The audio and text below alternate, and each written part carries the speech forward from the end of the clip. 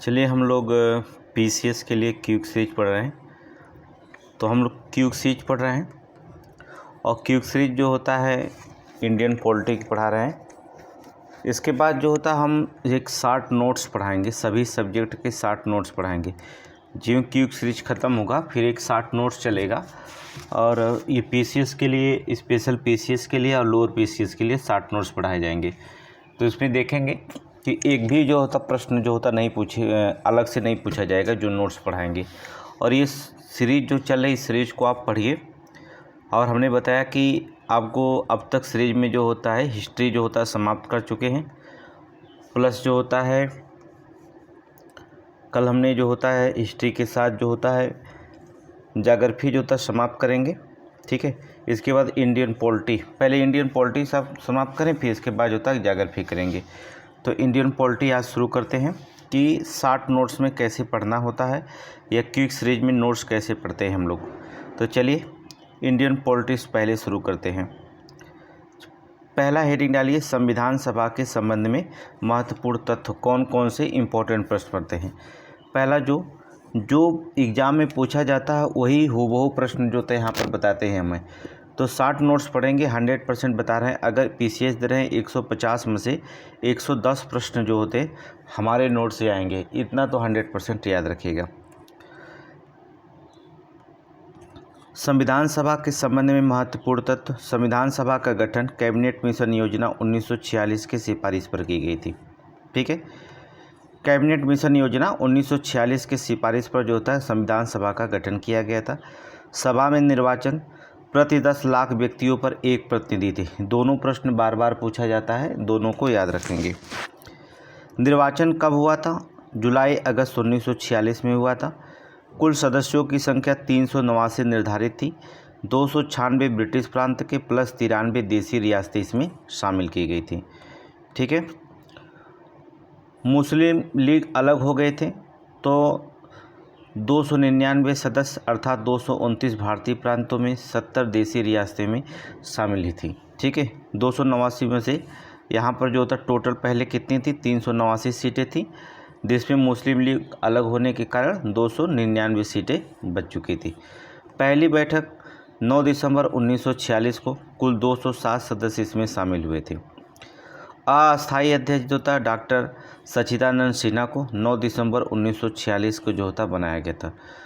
2 दिन के बाद इनकी मृत्यु भी हो जाती है। ठीक है, फिर अस्थायी अध्यक्ष डॉक्टर राजेंद्र प्रसाद को 11 दिसंबर 1946 को निर्विरोध जो होता निर्वाचित हुए थे। संविधान सभा के अस्थायी अध्यक्ष निर्विरोध निर्वाचित होने वाले पहले व्यक्ति कौन थे? डॉक्टर राजेंद्र प्रसाद। ठीक है, उपाध्यक्ष के रूप में S C Mukherjee, BT Krishnamachari थे।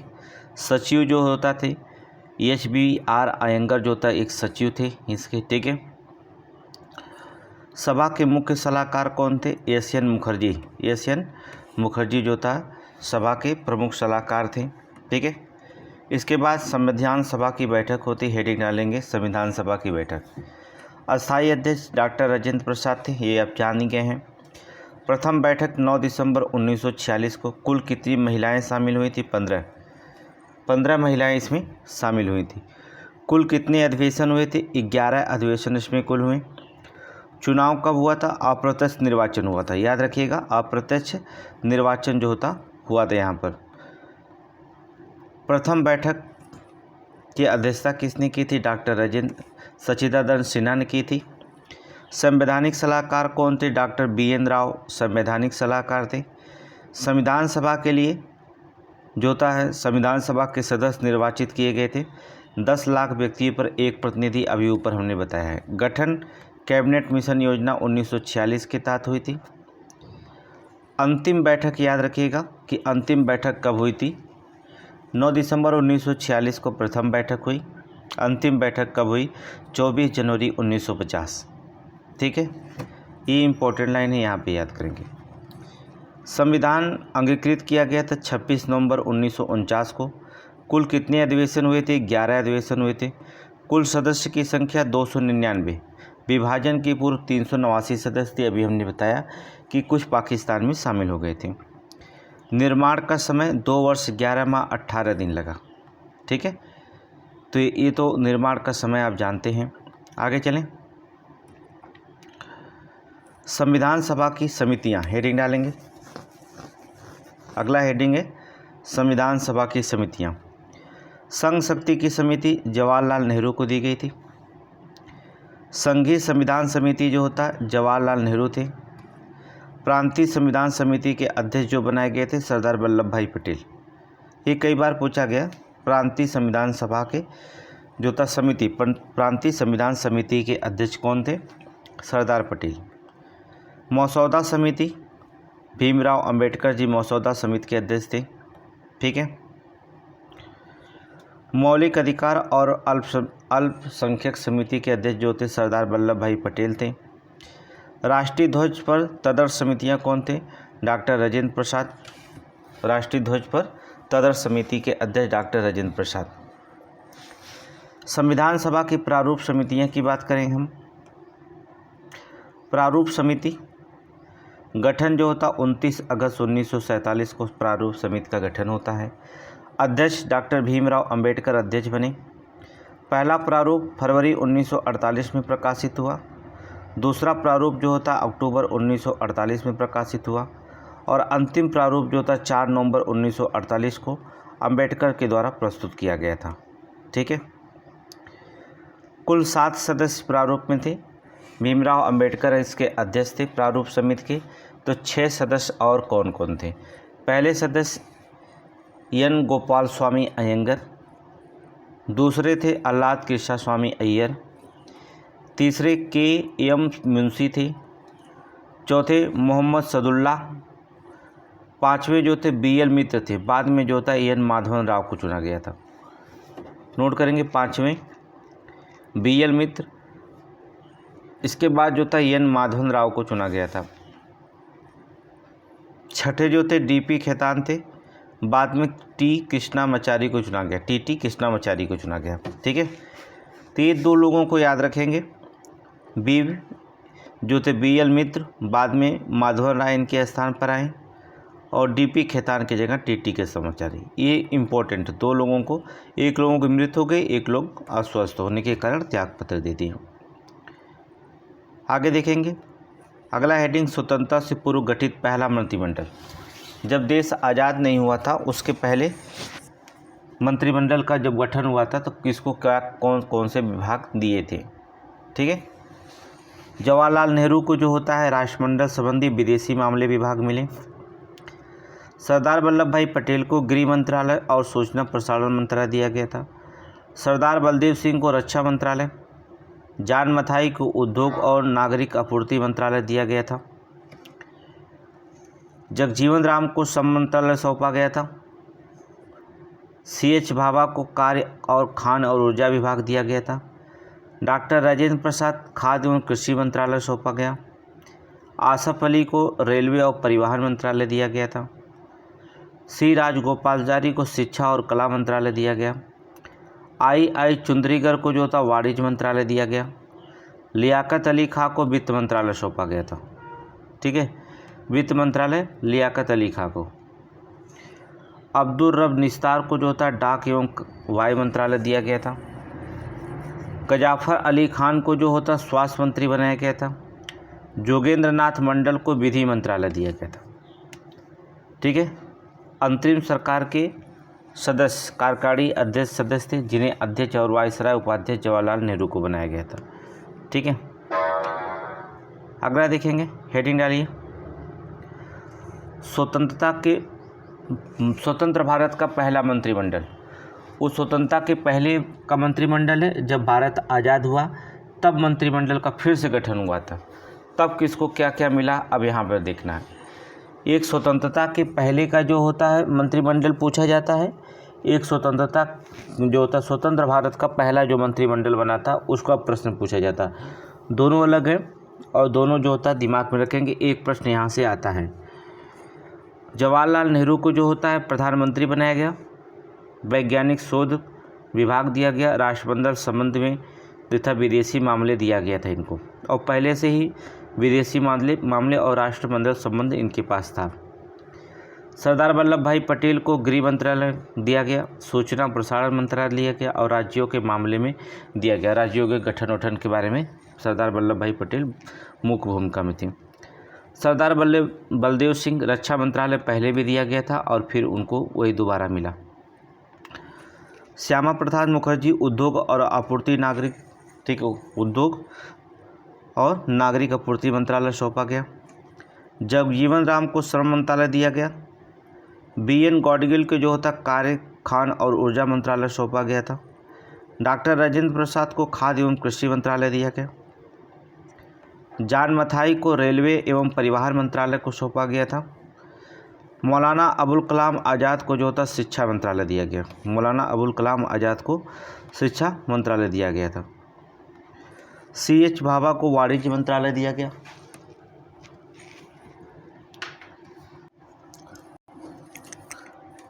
RK षणमुखम देखेंगे इसमें वित्त मंत्रालय दिया गया। रफ़ी अहमद किदवई को संचार मंत्रालय दिया गया। राजकुमारी अमृता कौर को स्वास्थ्य मंत्रालय दिया गया। डॉक्टर भीमराव अंबेडकर को विधि मंत्रालय सौंपा गया था। ठीक है, अब हेडिंग डालेंगे संविधान की अनुसूचियाँ। 12 अनुसूचियाँ हैं, इसको पढ़ने में कोई समय नहीं लगेगा और याद करने में भी जो होता है नहीं लगेगा, बस थोड़ा सा दिमाग लगा कर पढ़िए, आंसर निकल जाएगा। पहली अनुसूची में देखेंगे संघ और राज्य क्षेत्र का वर्णन है। दूसरी अनुसूची में राष्ट्रपति अन्य पदाधिकारियों के वेतन भत्ते और पेंशन की चर्चा की गई है। तीसरी अनुसूची में शपथ और प्रतिज्ञान का प्रारूप है।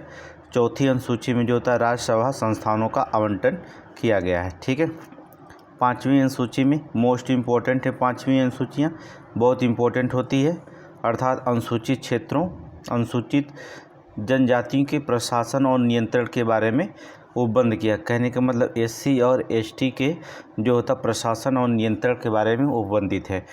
छठी अनुसूची भी इन्हीं से संबंधित है, लेकिन ये केवल 4 राज्यों में है, असम, मेघालय, त्रिपुरा, मिजोरम राज्यों में जनजातीय क्षेत्रों के प्रशासन के संबंध में उपबंध किया गया है।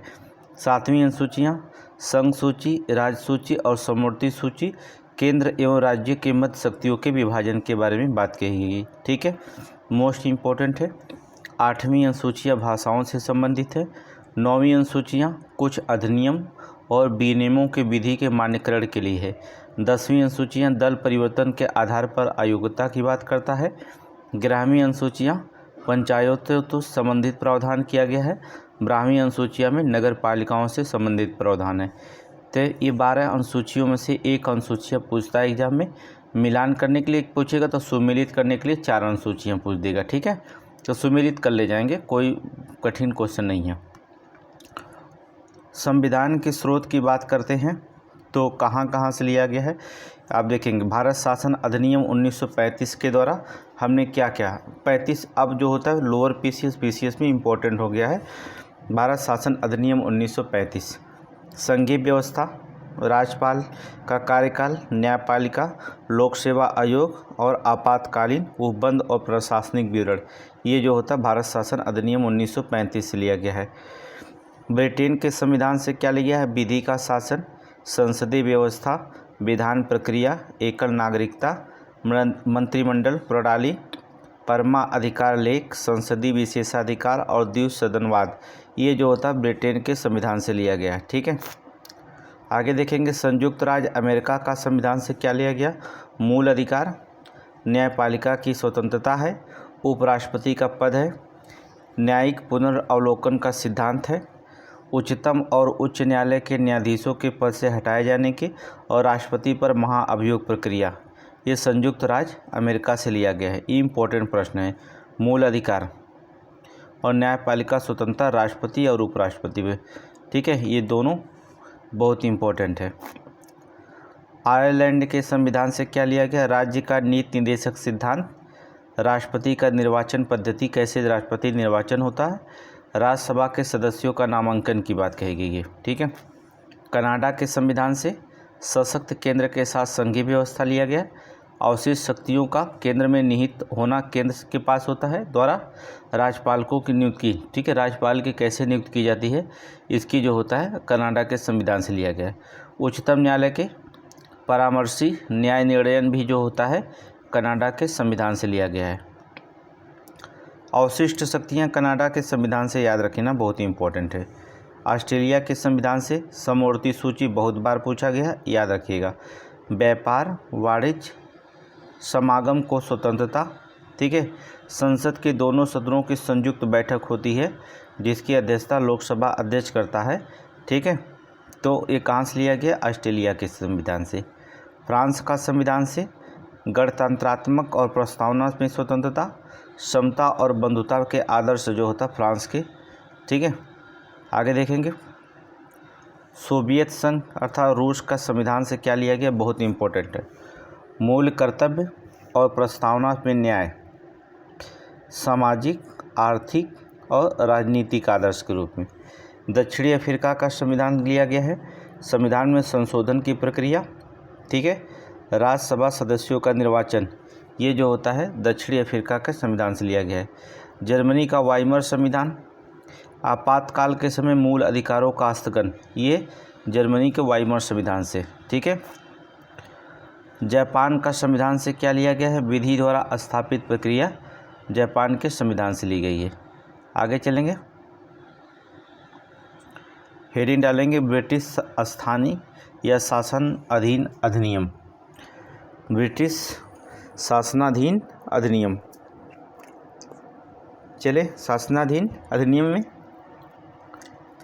सबसे मोस्ट इम्पोर्टेंट है रेगुलेटिंग एक्ट 1773, बहुत इंपॉर्टेंट है। ब्रिटिश संसद द्वारा पारित करना। उद्देश्य क्या है? कंपनी में व्याप्त भ्रष्टाचार और कुप्रशासन को दूर करना। मद्रास मुंबई प्रेसिडेंस कलकत्ता प्रेसिडेंस के अधीन है। 1774 में कलकत्ता में सर्वोच्च न्यायालय की स्थापना करना। बंगाल का गवर्नर अब जो होता है अब बंगाल का गवर्नर जनरल रहेगा, ठीक है। नोट करेंगे। जैसे बंगाल का पहले बंगाल का गवर्नर कहलाता था, अब जो होता बंगाल का गवर्नर जनरल कहलाएगा, ठीक है। आगे देखेंगे। पिट्स इंडिया एक्ट, कंपनी के मामलों में सरकारी नियंत्रण में वृद्धि हुई। नियंत्रण बोर्ड की गठन किया गया। व्यापारी जो था कंपनी व्यापार में अहस्तक्षेप नीति अपनाई। कंपनी व्यापारिक और राजनीतिक कार्य अलग कर दिया गया, ठीक है। तो कंपनी का व्यापारिक और राजनीति दोनों क्या कर दिया गया? अलग कर दिया गया। ये लाइन इम्पोर्टेंट है। एक्ट 1786 में, ठीक है, ये इम्पोर्टेंट नहीं है, जो इम्पोर्टेंट वो बताएंगे। चार्टर एक्ट 1813 में इम्पोर्टेंट है। कंपनी को अगले 20 वर्षों के लिए भारतीय प्रदेशों तथा राजस्व नियंत्रण पर अधिकार दिया गया, ठीक है। कंपनी का व्यापारिक एकाधिकार खत्म कर दिया गया। केवल अपवाद स्वरूप चाय जो होता है, चाय और चीन से व्यापार क्या करा? जारी रखा गया, ठीक है। तो ये अपवाद स्वरूप है। चार्टर एक्ट 1833 देखेंगे। कंपनी के सभी वाणिज्यिक अधिकार समाप्त हो गए। कंपनी को केवल राजनीतिक कार्य को करने का प्रावधान किया गया था, ठीक है। विधि सदस्य के रूप में गवर्नर जनरल परिषद में शामिल किया गया। कौन? मैकाले प्रथम, ठीक है। आगे चलें। चार्टर एक्ट 1853, निदेशक मंडल के सदस्य 24 से घटकर 18 हो गए थे, ठीक है। आगे देखिए। हाँ वो तो समझ रहे हैं। चलिए। भारत सरकार अधिनियम 1858, भारतीय शासन कंपनी को क्राउन के हाथों में सौंप दिया गया, ठीक है। अब ब्रिटिश के जो होता है राजा के पास चला गया, ठीक है। अब महारानी जो होता था उसका निर्णय लेने लगी ब्रिटेन से। बोर्ड ऑफ डायरेक्टर्स समाप्त कर समस्त अधिकार ब्रिटिश मंत्रिमंडल में नवगठित सदस्य भारतीय राज्य सचिव को जो दिया गया, ठीक है। 15 सदस्यीय भारतीय परिषद भारतीय राज सचिव की सहायता के लिए बनाए गए थे। गवर्नर जनरल भारत का वायसराय अर्थात ब्रिटिश ताज का प्रतिनिधि था, ठीक है। ये भी इम्पोर्टेंट है। आगे चलें। भारतीय परिषद अधिनियम 1861, वायसराय को आपातकाल में अध्यादेश जारी करने की शक्ति दी गई। वायसराय को आवश्यक नियम आदेश जारी करने की शक्ति, जिसके तहत लॉर्ड कैनिंग ने भारतीय शासन में पहली बार समविभागीय प्रणाली शुरुआत की है। बम्बई मद्रास प्रेसिडेंस को कानून बनाने की शक्ति क्या कर दी गई? वापस दी गई थी, ठीक है। आगे चलें। मोस्ट इम्पोर्टेंट है भारतीय शासन अधिनियम 1909 बहुत ही इंपॉर्टेंट प्रश्न है। मार्ले मिंटो सुधार के नाम से जाना जाता है। प्रश्न पूछा जाता है मार्ले मिंटो सुधार कौन है? भारतीय शासन अधिनियम 1909 मार्ले मिंटो सुधार के नाम से जाना जाता है। इसमें क्या है? जात, वर्ग, धर्म आदि के आधार पर पृथक निर्वाचन प्रणाली व्यवस्था। ठीक है। केंद्रीय विधानमंडल के सदस्यों को बजट पर वाद विवाद और पूरक प्रश्न पूछने का अधिकार मिला, किंतु मत देने का अधिकार नहीं मिला था। ठीक है।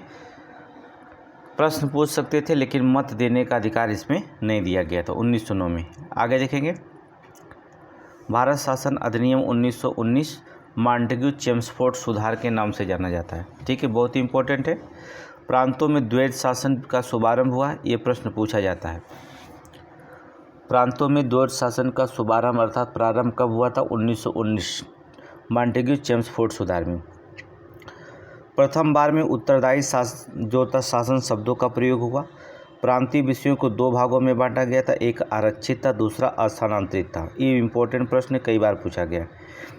लोक सेवा आयोग का गठन किया गया था। इसमें सिख, ईसाई, आंग्ल, भारतीय, यूरोपीय के लिए जो होता पृथक निर्वाचन व्यवस्था की गई थी। भारत में महिलाओं को प्रथम बार मत देने का अधिकार मिला था 1919 में मॉन्टेग्यू चेम्सफोर्ड में, अर्थात भारत शासन अधिनियम 1919 में। ये इंपॉर्टेंट प्रश्न है कि भारत में महिलाओं को प्रथम बार मत देने का अधिकार कब मिला था? 1919 में। आगे चलें, भारत शासन अधिनियम 1935 प्रांतों में द्वैध शासन समाप्त करवाया। ठीक है। केंद्र में द्वैध शासन लागू हुआ।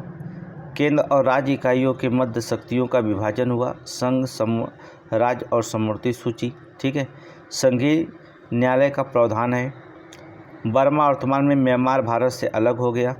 भारतीय रिजर्व बैंक की स्थापना की गई। ठीक है, आरबीआई की स्थापना हुई थी।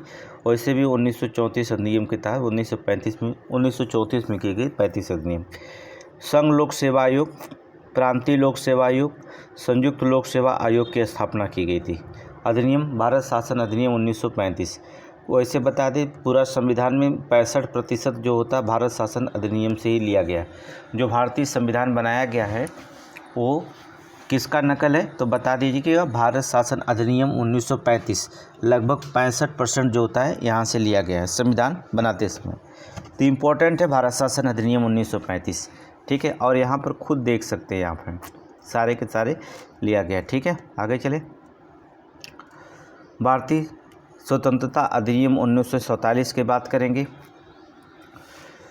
इसके द्वारा माउंटबेटन योजना को वैधानिक रूप दिया गया।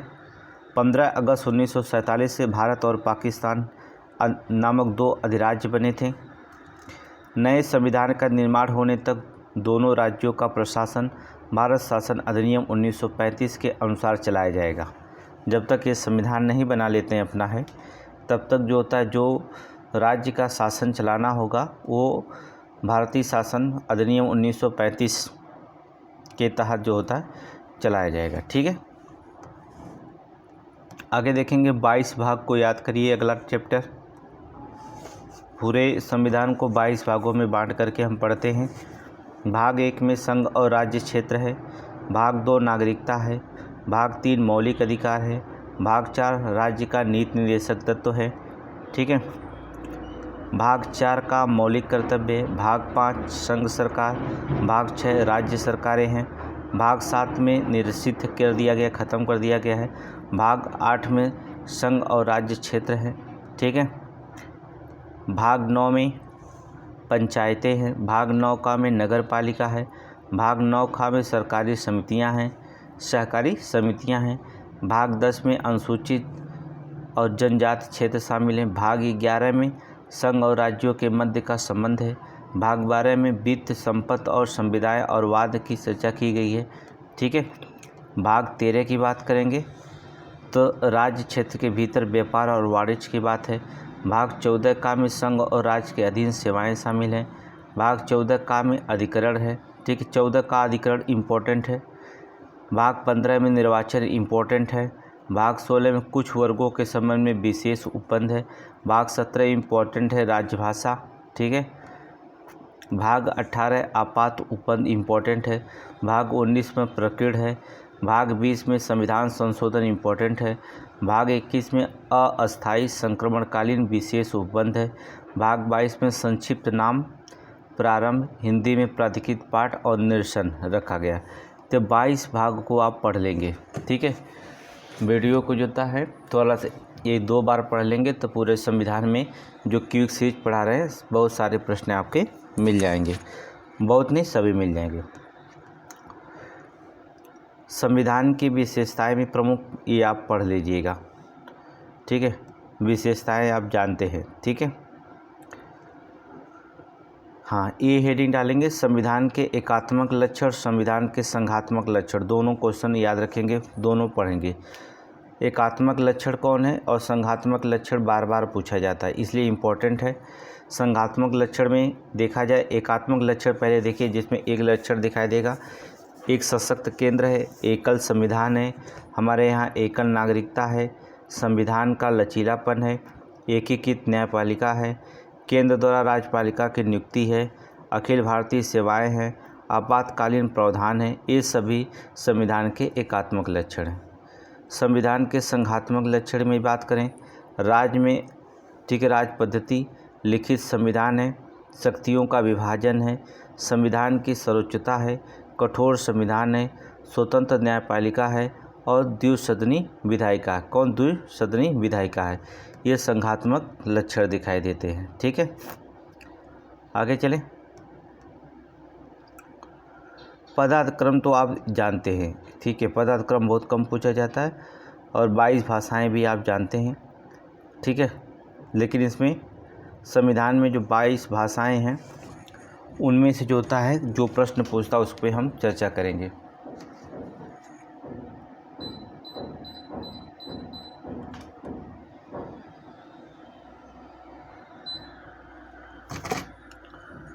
सिंधी भाषा को 1967 में 21वां संविधान संशोधन अधिनियम द्वारा जोड़ा गया था।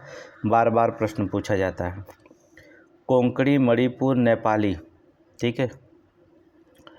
तो इसको जो होता है आप याद कर सकते हैं, नमक, ठीक है जी, ठीक है। ना से जो होता है नेपाली, माँ से मणिपुर, का से कोंकणी। तो 1992 71वां संविधान संशोधन के द्वारा जोड़ा गया था। नमक याद करने में क्या दिक्कत है, ठीक है। बोडो, डोगरी, मैथिली और संथाली, ठीक है। बोडो, डोगरी, मैथिली और संथाली 2003 में 92वें संविधान संशोधन के अधिनियम के द्वारा जो होता जोड़ा गया था। ये इम्पोर्टेंट, तीनों को तीनों याद रखेंगे, तीनों के तीनों याद रखेंगे। अगला, 6 मौलिक अधिकार को आपको जुबान पर याद होना चाहिए। एक मौलिक अधिकार आपसे पूछा जाता है तो या मिलान करने के लिए। समानता का अधिकार 1418, स्वतंत्रता का अधिकार 1922, शोषण के विरुद्ध अधिकार 23 से 24, धार्मिक स्वतंत्रता का अधिकार अनुच्छेद 25 से 28, ठीक है, 25 से 28, सांस्कृतिक शिक्षा का अधिकार अनुच्छेद 29 से 30, संवैधानिक उपचारों का अधिकार अनुच्छेद 32 में शामिल है, ठीक है। आगे चलें। ये पदावधियाँ तो आप जानते हैं, इसको बताने की ज़रूरत नहीं है, ठीक है। आगे देखेंगे, विविध राज्यों के गठन वर्ष बहुत इम्पोर्टेंट है। हर बार प्रश्न एक पूछा जा रहा है, इसलिए जो होता है बहुत इम्पोर्टेंट है, इसको गठन वर्ष रखेंगे। आंध्र प्रदेश 1 अक्टूबर 1953 को में, गुजरात जो होता 1 मई 1960 को, नागालैंड 1 दिसंबर 1963 को जो होता राज्य बना। हरियाणा की स्थापना 1 नवंबर 1966, हिमाचल प्रदेश 25 जनवरी 1971 को, मेघालय जो होता 21 जनवरी 1972 को जो होता बना था, ठीक है। आगे देखेंगे, मणिपुर जो होता 21 जनवरी 1972, त्रिपुरा की स्थापना, त्रिपुरा राज्य बना 21 जनवरी 1972 को। देख रहे हैं, मणिपुर त्रिपुरा एक ही दिन बने थे। मणिपुर, त्रिपुरा और मेघालय, इन तीनों राज्यों की स्थापना एक ही दिन हुआ था। नोट करेंगे, इम्पोर्टेंट हो जाएगा। मणिपुर, मेघालय और त्रिपुरा एक ही दिन बने थे, एक, ठीक है, 21 जनवरी 1972 को। तो ये इम्पोर्टेंट हो जाएगा। सिक्किम की स्थापना बहुत बार क्वेश्चन पूछा जाता, 16 मई 1975 को। 36वां संविधान संशोधन के द्वारा पूर्ण राज्य का दर्जा दिया गया था। मिजोरम 20 फरवरी 1987 को। अरुणाचल प्रदेश 20 फरवरी 1987 को, ठीक है। ये दोनों की राज्य की स्थापना एक ही दिन, मिजोरम और अरुणाचल प्रदेश। गोवा कब बना था? 30 मई 1987। कई बार क्वेश्चन पूछा गया है, ठीक है। 87 में 3 राज्यों का गठन हुआ, मिजोरम, अरुणाचल प्रदेश और गोवा। छत्तीसगढ़, आप देखिएगा, सन 2000 में 3 राज्यों का गठन हुआ था, छत्तीसगढ़, उत्तराखंड और झारखंड। पहले जो था 1 नवंबर को छत्तीसगढ़, उत्तराखंड 9 नवंबर को, झारखंड 15 नवंबर को बना था सन 2000 में। तेलंगाना की स्थापना 2 जून 2014 को। याद रखिएगा, ये सन याद रखेंगे, क्रम व्यवस्था करने के लिए देता है कि कौन सा राज्य कब गठन हुआ था। तो इतना हमने बताया, इम्पोर्टेंट प्रश्न है, इसको थोड़ा से पढ़ लीजिएगा, ठीक है। क्षेत्रीय परिषद गठन जो होता है राष्ट्रपति के द्वारा होता है। अध्यक्ष केंद्रीय गृह मंत्री या अथवा राष्ट्रपति द्वारा मनोनीत कोई केंद्रीय मंत्री होता है। उपाध्यक्ष संबंधित राज्यों के मुख्यमंत्री होते हैं जो प्रतिवर्ष बदलते रहते हैं, ठीक है, उपाध्यक्ष। आगे देखेंगे, उद्देश्य क्या है क्षेत्रीय परिषद का? केंद्र राज्यों को संबंधों में सुधार करना। निकाय की बात करेंगे, राज्य पुनर्गठन अधिनियम 1956 के तहत इसे स्थापित संवैधानिक निकाय माना जाता है, ठीक है। 5 क्षेत्रीय परिषद हैं, याद रखिएगा, 5 क्षेत्रीय परिषद हैं का मुख्यालय है कौन कौन से? ये 5 क्षेत्रीय परिषद का मुख्यालय देखिए। उत्तरी क्षेत्रीय परिषद का मुख्यालय नई दिल्ली, मध्यवर्ती क्षेत्रीय का जो होता प्रयागराज, पूर्वी क्षेत्रीय का कोलकाता, पश्चिमी क्षेत्रीय का मुंबई और दक्षिणी क्षेत्रीय का जो होता चेन्नई। ये 5 क्षेत्रीय परिषद है, ठीक है, मुख्यालय। ये भी मिलान करने के लिए सुमेलित के लिए आता है, ठीक है। आगे देखेंगे, संविधान की उद्देशिका या प्रस्तावना मोस्ट इम्पोर्टेंट। हेडिंग डालिए, संविधान की प्रस्तावना या उद्देशिका।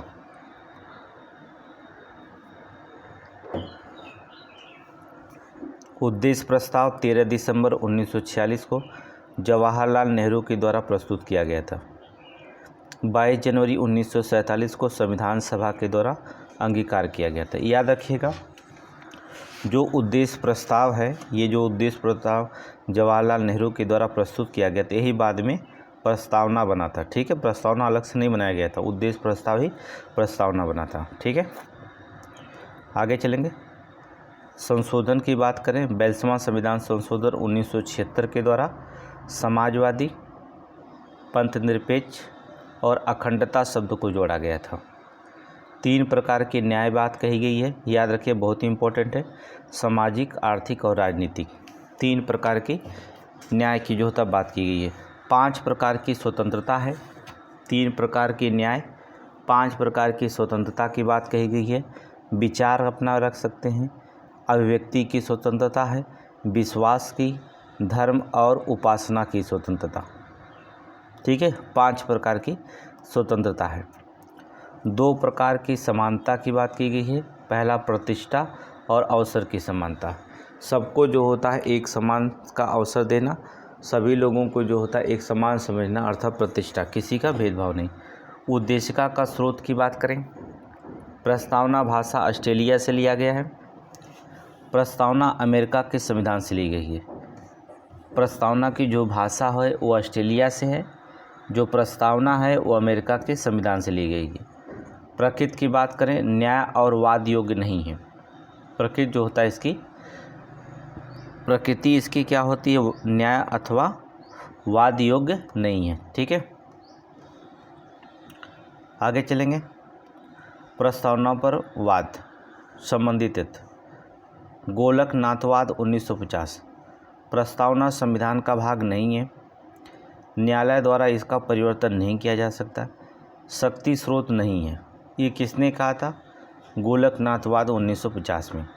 फिर आया किसने प्रस्तावना पर, फिर हुआ बेरुबाड़ीवाद ने क्या 1960 में कहा प्रस्तावना संविधान का भाग नहीं है, ये भी बात इनकी कही। इसके बाद जो था केशवानंद भारतीवाद आया 1973 में, प्रस्तावना संविधान का भाग है, इन्होंने कहा। प्रस्तावना संविधान के मूल ढांचे का हिस्सा है। संसद ने इसे नकारात्मक संशोधन नहीं कर सकती है। किसने कहा था? केशवानंद भारती, ठीक है, वाद 1973 में, याद रखिएगा। आगे चलें। नागरिकता भाग 2 देखें, अनुच्छेद 5 से 11 तक। अनुच्छेद 5 में कहा गया है संविधान लागू होने के समय नागरिकता की बात कही गई। अनुच्छेद 6 में कुछ ऐसे व्यक्ति नागरिकता का अधिकार जिन्होंने पाकिस्तान से भारत में प्रव्रजन किया था उनके बारे में चर्चा की गई है। आर्टिकल 7 में जो होता है पाकिस्तान से के प्रव्रजित व्यक्तियों के नागरिकता का अधिकार के बारे में कही गई, जो पाकिस्तान गए एक बार, जो पाकिस्तान आए, ठीक है। अनुच्छेद 8 भारतीय मूल के वैसे लोगों के नागरिकता का अधिकार जो भारत के बाहर विकास कर रहे हैं। याद करें, जो भारत के बाहर जो होता रह रहे हैं उनके बारे में नागरिकता के प्रावधान किया गया है आर्टिकल 8 में। अनुच्छेद 9 में जो व्यक्ति स्वेच्छा से विदेशी राज्य की नागरिकता प्राप्त कर रहे हैं उन्हें नागरिकता नहीं मिल सकती है, उनकी नागरिकता स्वतः समाप्त हो जाती है। आर्टिकल 9। अनुच्छेद 10 में बात करें, आर्टिकल 10 में नागरिकता अधिकार की निरंतरता की बात कही गई है, ठीक है।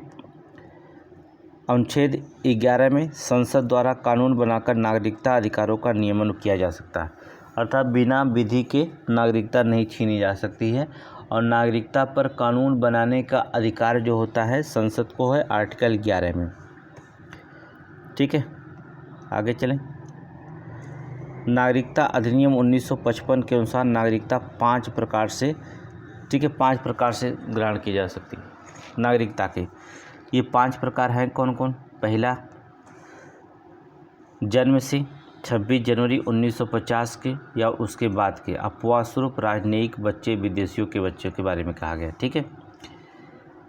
वंश परंपरा द्वारा नागरिकता 26 जनवरी 1900 के पश्चात के बाद जन्म लेने वाला व्यक्ति भारत का नागरिक माना जाएगा यदि उनके जन्म के समय माता पिता में से कोई भी अगर भारत का नागरिक हो।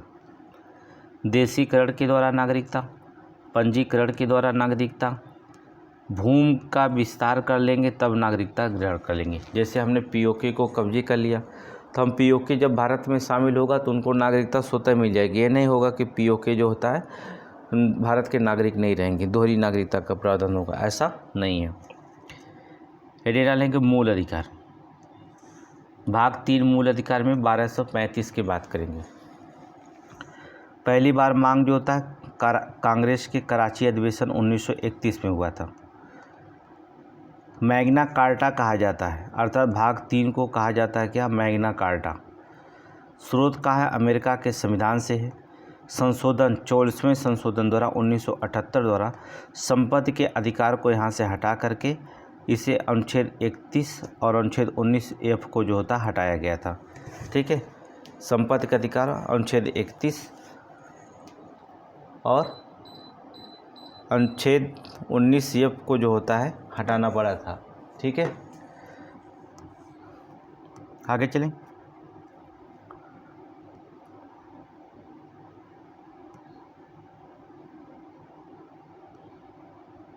अनुच्छेद 14, ठीक है, यहाँ पर अनुच्छेद 14 में विधि है। अनुच्छेद 15 में धर्म, नस्ल, जात, लिंग, जन्म स्थान पर आधार पर भेदभाव का निश्चित किया गया है। अनुच्छेद 15 में लोक नियोजन के विषय में अवसर की समानता की बात की गई है। 17 में जो होता अस्पृश्यता अर्थात छुआछूत का अंत है। 18 में जो होता उपाधियों का अंत है, ठीक है। हेडिंग डालेंगे समता के अधिकार से संबंधित तथ्य। विधि के समझ समता का मतलब क्या है? ये ब्रिटिश मूल का विचार है। ये नकारात्मक संदर्भ में है। किसी व्यक्ति के पक्ष में विशिष्ट विशेषाधिकार अनुपस्थिति की बात करता है। साधारण विधि के तहत सभी व्यक्तियों के लिए समान व्यवहार की बात करता है। कोई व्यक्ति विधि के ऊपर नहीं हो सकता है, ठीक है।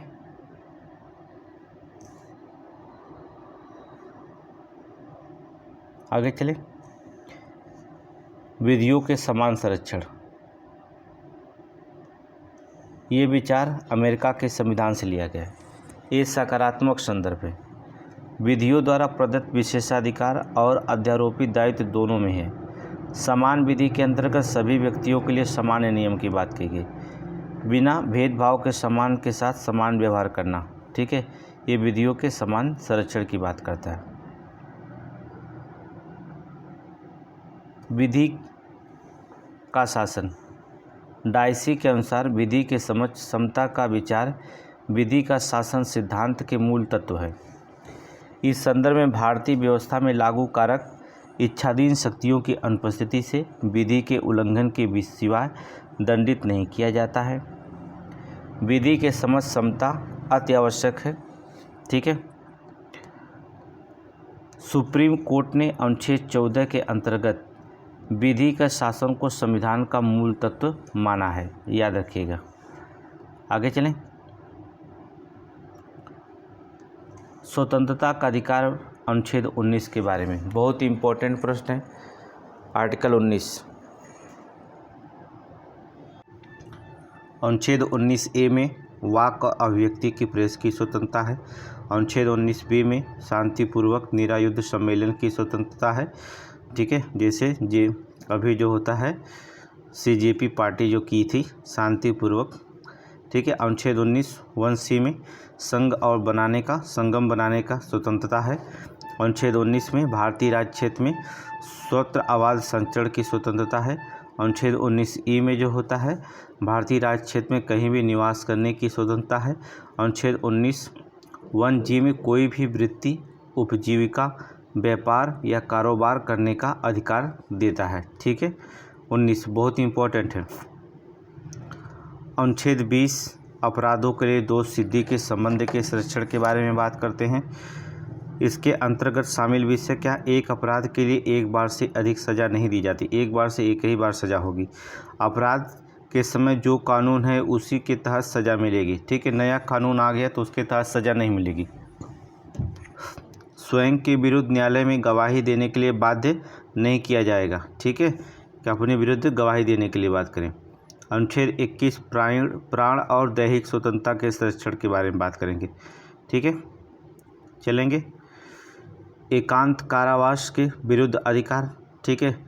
ये जो होता है एकांत कारावास में जो होता है विरुद्ध अधिकार है कि किसी को जो होता है एकांत कारावास में डाल देना। ये जो होता है निजता का अधिकार, पुट्टोस्वामी केस 2017 में आया था। फांसी के विलंब में के विरुद्ध अधिकार है। महिलाओं को शालीनता तथा गरिमा से जीने का अधिकार, ठीक है। अभिरक्षा में हिंसा के विरुद्ध अधिकार, ठीक है। पहले एक पढ़ लेते हैं। कार्यस्थल पर जो होता है महिलाओं को लैंगिक उत्पीड़न के विरुद्ध अधिकार। पैर में डंडा बेड़ी डालने के विरुद्ध अधिकार है, ठीक है। पैर में डंडा बेड़ी डालने के विरुद्ध। अच्छी सड़कों पर जो होता है अधिकार। प्रतिष्ठा और अवसर का अधिकार। जीवन जीने का अधिकार, ठीक है। ये आर्टिकल आपके जो होते 21 में है। और देखेंगे 21 में स्वच्छ पर्यावरण का अधिकार, प्रदूषण रहित जल वायु जीने का अधिकार है, ठीक है। हानिकारक उद्योगों के विरुद्ध सुरक्षा देने के अधिकार है, ठीक है। स्वास्थ्य का अधिकार, एक चिकित्सक द्वारा घायल को सहायता करना, ये चिकित्सक अधिकार मना नहीं कर सकते हैं। विदेशी यात्रा का अधिकार, मेनका गांधीवाद 1978 में, ठीक है। आश्रय का अधिकार है, ठीक है। निःशुल्क कानूनी सहायता का अधिकार, आर्टिकल 21 में राज्य के बाहर ना जाने का अधिकार, ठीक है। और अनुच्छेद 21A में शिक्षा का अधिकार जोड़ा गया, ठीक है। 21A में अनुच्छेद 22 क्या कहता है, निरोध और गिरफ्तारी के संरक्षण के बारे में। हिरासत में लेने के कारण बताना होगा। 24 घंटे के अंदर मजिस्ट्रेट के समक्ष पेशी करनी होगी। अपने पसंद वकील को सलाह लेने का अधिकार होगा, आर्टिकल 22 कहता है, ठीक है। शोषण के विरुद्ध अधिकार, भाग 23 और 24। अनुच्छेद 23 मानव के दुर्व्यापार और बलात्कार के प्रतिषेध की बात करता है। अनुच्छेद 24 बालकों के नियोजन और कारखाना में प्रतिषेध की बात करता है, ठीक है। आगे देखेंगे। धार्मिक स्वतंत्रता का अधिकार, भाग 3 में अनुच्छेद 25 से 28 तक। अनुच्छेद 25 में अंतःकरण और धर्म के आबाद रूप से मानने का अधिकार, आचरण और प्रचार की स्वतंत्रता। अनुच्छेद 26 धार्मिक कार्यों के प्रबंध की स्वतंत्रता, ठीक है। अनुच्छेद 27 में धर्म की अभिवृद्धि के लिए करों के संदाय में स्वतंत्रता। अनुच्छेद 28 कुछ शिक्षा संस्थानों में धार्मिक शिक्षा उपासना में उपस्थित होने के बारे में स्वतंत्रता। ठीक है, आगे देखेंगे। संस्कृति और शिक्षा संबंधी अधिकार, भाग 3, अनुच्छेद 29 से 30। अनुच्छेद 29 में अल्पसंख्यक वर्गों के हितों के संरक्षण के बारे में बात कही गई है। अनुच्छेद 30 में शिक्षा संस्थाओं की स्थापना, प्रशासन करने और अल्पसंख्यक वर्गों के अधिकार, ठीक है, के बारे में आर्टिकल 30 में कही गई। इम्पोर्टेंट है, नोट कर लीजिएगा। आगे चलें। संवैधानिक उपचारों के अधिकार, भाग 3 में अनुच्छेद 32 में क्या कहा गया?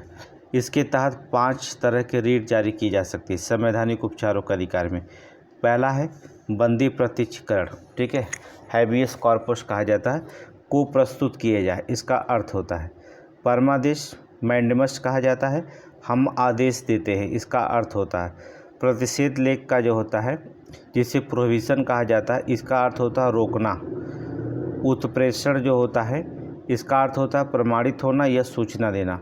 अधिकार परीक्षा लेख, ठीक है, क्यू वारंटो अर्थात प्राधिकृत और वारंट के द्वारा, ठीक है, अधिकार परीक्षा लेख। ये 5 प्रकार के रीट जारी कर सकता है सुप्रीम कोर्ट। सुप्रीम कोर्ट के द्वारा 5 प्रकार के रीट जारी कर सकता है, याद रखिए, बहुत इंपॉर्टेंट है। आर्टिकल 32, ठीक है, संवैधानिक उपचारों के अधिकार में। आगे चलें। नीति निर्देशक तत्व समाजवादी सिद्धांत। नीति निर्देशक तत्व के समाजवादी सिद्धांत में अनुच्छेद 38 लोक कल्याण की अभिवृद्धि की बात करेगा। सामाजिक, आर्थिक, राजनीतिक न्याय के द्वारा सामाजिक व्यवस्था को सुनिश्चित करना, आर्टिकल 38 में कहा गया। 44वां संविधान संशोधन के द्वारा आय, प्रतिष्ठा, सुविधाओं और अवसरों की असमानता को समाप्त करने का प्रावधान जोड़ा गया है, ठीक है। अनुच्छेद 39 मोस्ट इम्पॉर्टेंट प्रश्न है, ठीक है, सभी नागरिकों को जीविका पर्याप्त साधन प्राप्त करने का अधिकार है। 39 खा में सामूहिक हित के लिए समुदाय के भौतिक संसाधनों का सम वितरण किया जाए। गाँव में जो होता है धन और उत्पादन के साधनों पर संकेंद्रण को रोकने की बात कही गई है। 39 में गाँव में समान काम के लिए समान वेतन की बात कही गई है, ठीक है। 39 अंगा में कर्मकारों के स्वास्थ्य और शक्ति तथा बालिकों को सुकुमार अवस्था में दुरुपयोग से संरक्षण, ठीक है। भाग 6 में जो होता है बालकों को स्वास्थ्य विकास के अवसर 42वां संविधान संशोधन के द्वारा जोड़ा गया था। याद रखिएगा, बालकों को स्वस्थ विकास के अवसर अर्थात ये 42वां संविधान संशोधन में जोड़ा गया था। तो 39 में ये है। 39 का की बात करेंगे। 42वां संविधान संशोधन के द्वारा इसमें गरीबों को मुक्ति, कानूनी सहायता का प्रावधान जोड़ा गया है। अनुच्छेद 41 में काम, शिक्षा, बुढ़ापा की दशाओं में लोक सहायता पाने का अधिकार है, अर्थात लोक सहायता पाने का अधिकार आर्टिकल 41 के तहत। 42 में काम की न्याय संगत मनोवेचित दशाओं को प्रसूति सहायता के प्रबंधन का अधिकार है, ठीक है।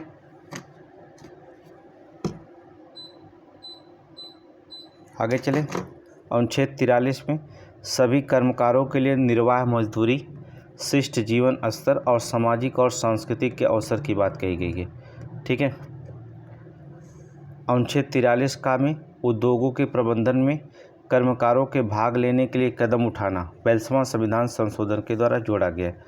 अनुच्छेद 47 पोषाहार स्तर, जीवन स्तर को ऊंचा करना तथा लोक स्वास्थ्य में सुधार करना, लोक स्वास्थ्य का सुधार करने की बात की गई अनुच्छेद 47 में, ठीक है। आगे चलें। हेडिंग डालेंगे नीति निर्देशक गांधीवादी सिद्धांत मोस्ट इम्पोर्टेंट है। राज्य का नीति निर्देशक सिद्धांत के तहत गांधीवादी सिद्धांत मोस्ट इम्पोर्टेंट है। गांधीवादी सिद्धांत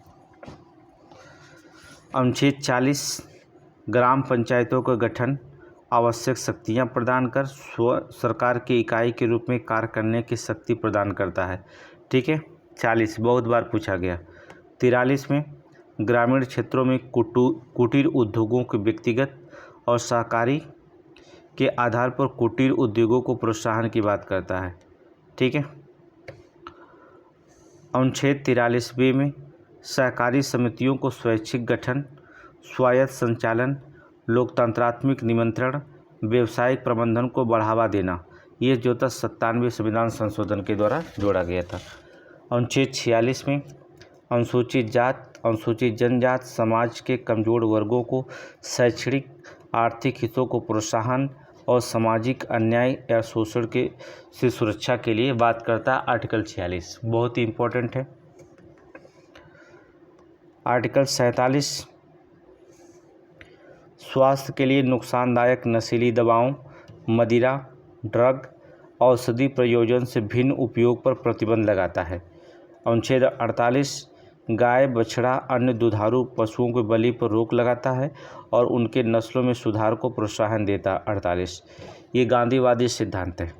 ठीक है, आप देखेंगे राज्य के नीति निर्देशक में उदार बौद्धिक सिद्धांत कौन कौन है। उदार बौद्धिक सिद्धांत ये इम्पोर्टेंट है। अनुच्छेद 44 में देश में एक समान सिविल संहिता को लागू करना।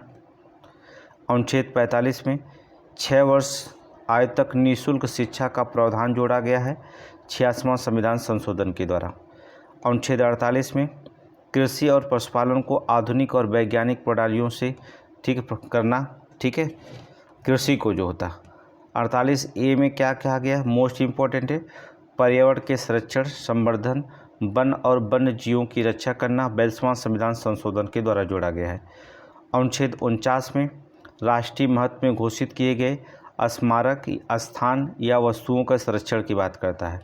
अनुच्छेद 50 में न्यायपालिका को कार्यपालिका से पृथक करने की बात कही गई, इम्पोर्टेंट है। ठीक है, अनुच्छेद 51 में क्या क्या है, राज्य प्रयास करेगा अंतर्राष्ट्रीय शांति सुरक्षा में अभिवृद्धि का।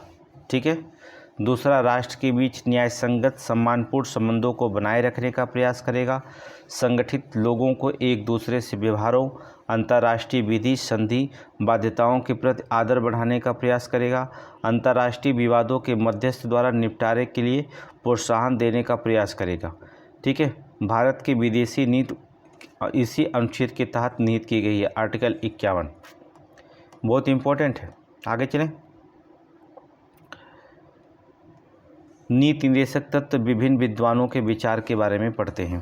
केटी शाह क्या कहते हैं, राज्य का नीति निर्देशक तत्व एक ऐसा चेक है जो बैंक के सुविधा के अनुसार अदा की जाती है।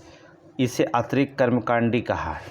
कुछ लोगों का विचार अपना अपना है इसके बारे में, कोई बुरा कहा है राज्य का नीति निर्देशक, कोई जो होता अच्छा बताया है। तो केटी शाह कहते हैं अतिरिक्त कर्मकांडी है, ये ऐसा चेक है जो बैंक के सुविधा के अनुसार अदा की जाएगी। टीटी कृष्णामाचारी कहते हैं भावनाओं पर अस्थायी कूड़ा घर है राज्य का नीति निर्देशक तत्व। जबकि केसी वेयर कहते हैं लक्ष्य और आकांक्षाओं का घोषणा पत्र है। ठीक है, कुछ लोगों का अपना अपना अलग अलग विचार है।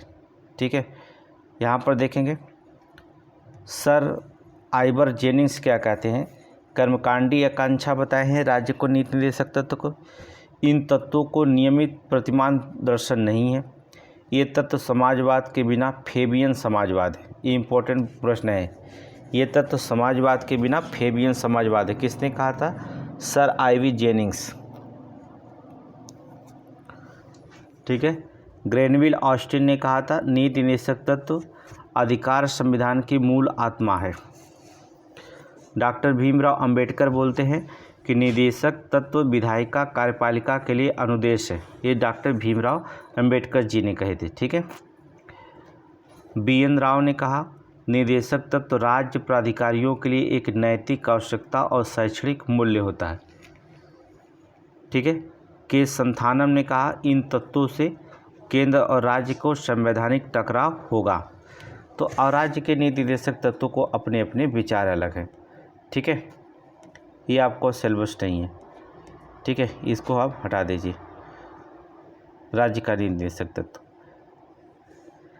ठीक है, मिनिमम मिल्स में निर्देशक तत्व के अधिकारों के अधीनस्थ बताया गया। भारतीय संविधान के मूल अधिकार निर्देशक तत्व के मूल संतुलन के रूप में कहा गया है। ठीक है, तो राज्य के नीति निर्देशक तत्व इतना ही था। अब आपको हम ये एक थोड़ा सा इस पर देख लीजिए निर्देशक तत्व के विभिन्न विवाद भी, क्योंकि PCS देने जा रहे हैं तो यहाँ 4 लाइन देख लीजिए। नोट करिए, चंपाकम बोराई राजन मामला 1951। इसमें देख लीजिएगा। निदेशक सिद्धांत और मूल अधिकारों के बीच किसी तरह से टकराव में मूल अधिकार प्रभावी होंगे तथा यह सिद्धांत मूल अधिकारों को पृथक रूप से निश्चित रूप से लागू होंगे। ठीक है, चंपाकम थे, उन्होंने कहा अगर नीति निदेशक तत्व और मूल अधिकार दोनों का अगर टकराव होता है तो इसमें जो प्रभावी होगा मूल अधिकार प्रभावी होगा। उनके कहने का मतलब है, तो 1951 के कोई मामला था उसमें कहा था। ठीक है, गोलकनाथ मामला 1967 में आया। निदेशक तत्व को लागू करने के लिए मूल अधिकारों में संशोधन नहीं किया जा सकता है। किसने कहा?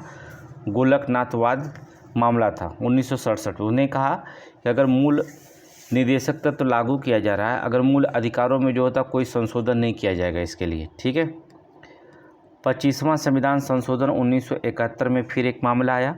अनुच्छेद 39 ख ग वर्डी समाजवादी तत्वों को लागू करने में विधि को इस आधार पर अवैध घोषित नहीं किया जा सकता है कि वह अनुच्छेद 14, 19 और 31 के तहत मूल अधिकारों का उल्लंघन होगा।